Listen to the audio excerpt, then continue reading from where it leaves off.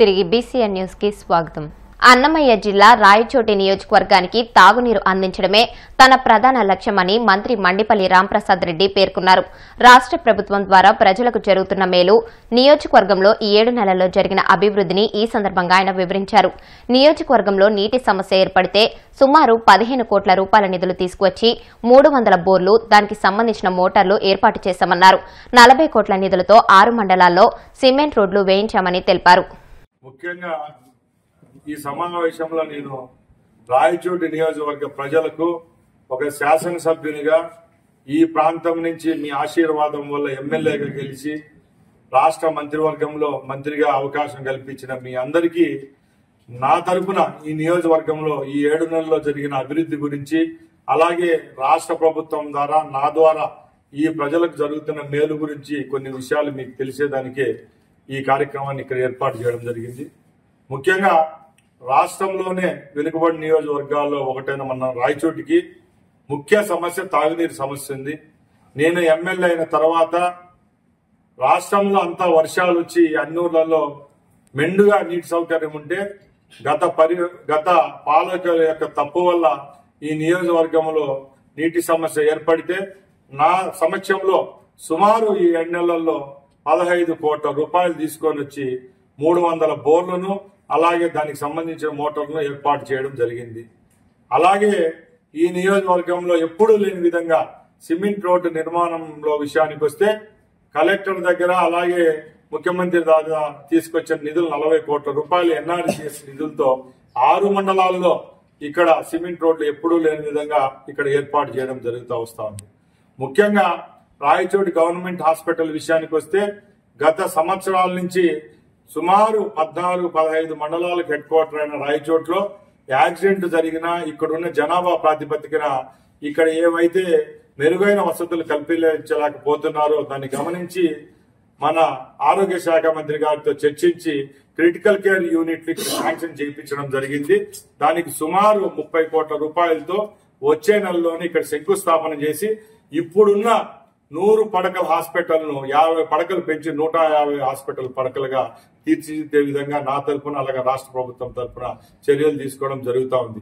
అలాగే అన్ని నియోజకవర్గాలకు పాట్ హోల్స్ ఫ్రీగా చేయాలని చెప్పి ముఖ్యమంత్రి గారు ఆదేశిస్తే మన నియోజకవర్గానికి నా నేతృత్వంలో 6.5 కోట్ల రూపాయలతో సుమారు 27 వర్కులు శాంక్షన్ చేయించి తార్ రోడ్లు ఏవైతే ఉన్నాయో గ్రామాలకు వెళ్లే రోడ్లు అన్ని దానిలను నాణ్యంగా చేసే విధంగా చర్యలు తీసుకుని టెండర్లు వేసి పనులు కూడా 90% పూర్తి జరిగే విధంగా చర్యలు తీసుకోవడం జరిగింది. రథసప్తమికి వచ్చే భక్తులకు ఎలాంటి అసౌకర్యం కలగకుండా అన్ని ఏర్పాట్లు చేయాలని మంత్రి అచ్చెన్నాయుడు అధికారులను ఆదేశించారు. రథసప్తమి సందర్భంగా శ్రీకాకుళంలో జరుగుతున్న ఏర్పాట్లపై collector Swapnil Dinakar, SP KV Maheshwar Reddy, MLA Gondu శంకర్లతో కలిసి ఆయన అధికారులతో సమీక్షించారు. క్యూ లైన్లు, ఇతర ఏర్పాట్ల వివరాలను అధికారులను అడిగి తెలుసుకున్నారు. రాష్ట్రం నలుమూలల నుంచి భక్తులు వస్తారని, అందుకు సరిపడ ఏర్పాట్లు చేయాలని ఆయన అధికారులకు సూచించారు.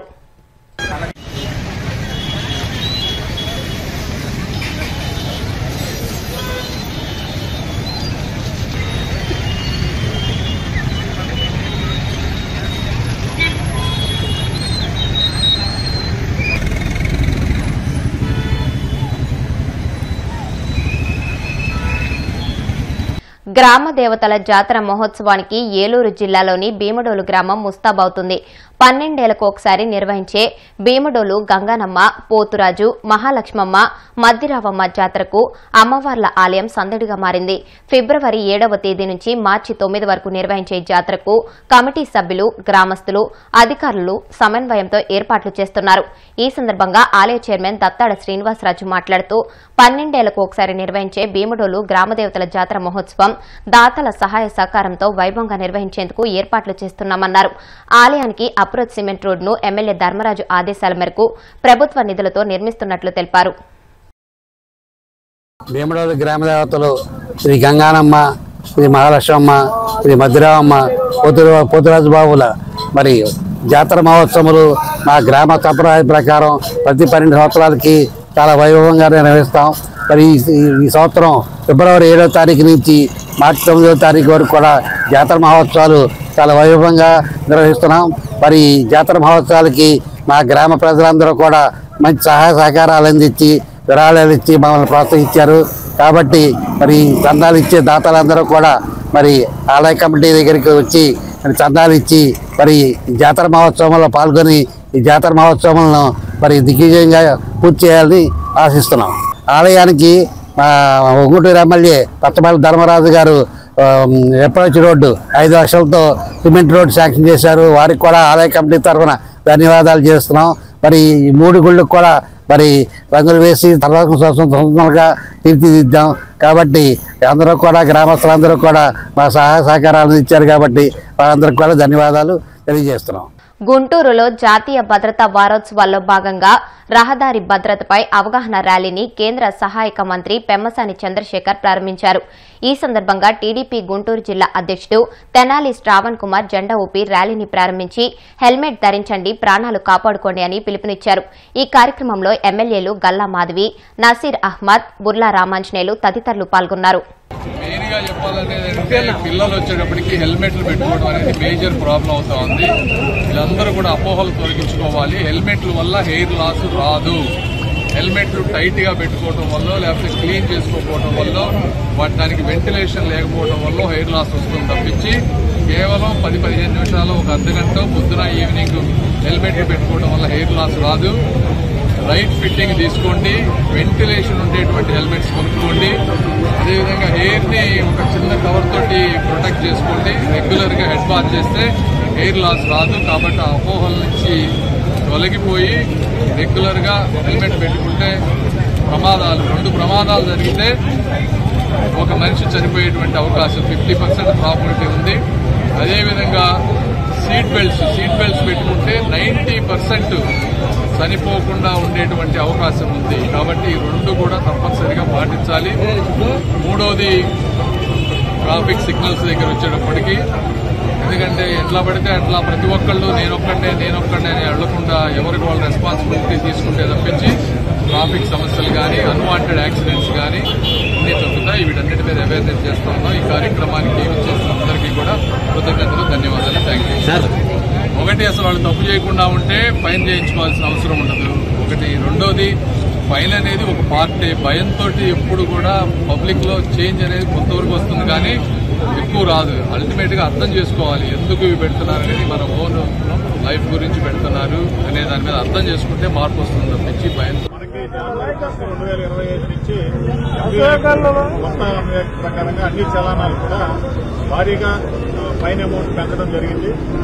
ఎస్పీ గారి సూచనల మేరకి మన డిస్టిక్ లో అప్ టు ఫిబ్రవరి 25 పాత చలానాలు మాత్రమే విధించండి, పబ్లిక్ అవేర్నెస్ కల్పించండి అని చెప్పడం వల్ల డిఎస్పీ గారి ఆధ్వర్యంలో ఈస్ట్, వెస్ట్, అదేవిధంగా గుంటూరు జిల్లా మొత్తం కూడా అనేక అవగాహన కార్యక్రమాలు నిర్వహిస్తూ ప్రజెంట్ ఉన్నటువంటి చలానాలే మేము వేయడం జరుగుతూ ఉంది.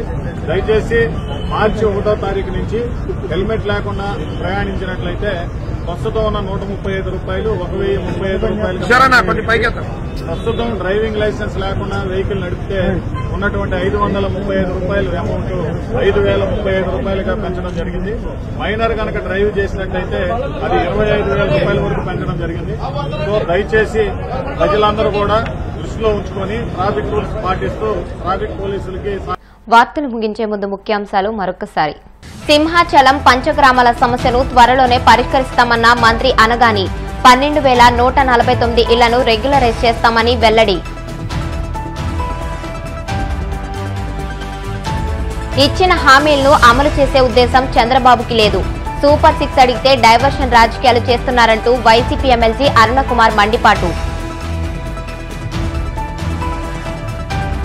ఎన్టీఆర్ జిల్లా కంచికచర్ల మండల తహసీల్దార్ కార్యాలయంలో ఏసీబీ సోదాలు. 30,000 లంచం తీసుకుంటూ రెడ్ హ్యాండెడ్ గా పట్టుబడ్డ మహిళా ఎంఆర్ఓ, వీఆర్ఓ. వాడపల్లి వెంకన్న ఆలయంలో ప్రత్యేక పూజలు. మంగళ వాయిద్యాల నడుమ శ్రీ స్వామి అమ్మవార్లకు మేల్కొల్పు సేవ, ఐశ్వర్యలక్ష్మి హోమం. ఈ వార్తలు ఇంతటితో సమాప్తం. మరిన్ని వార్తల కోసం BCN digital YouTube channel, Facebook page ని ఫాలో అవ్వండి. అప్డేటెడ్ వార్తల కోసం ప్లీజ్ సబ్స్క్రైబ్.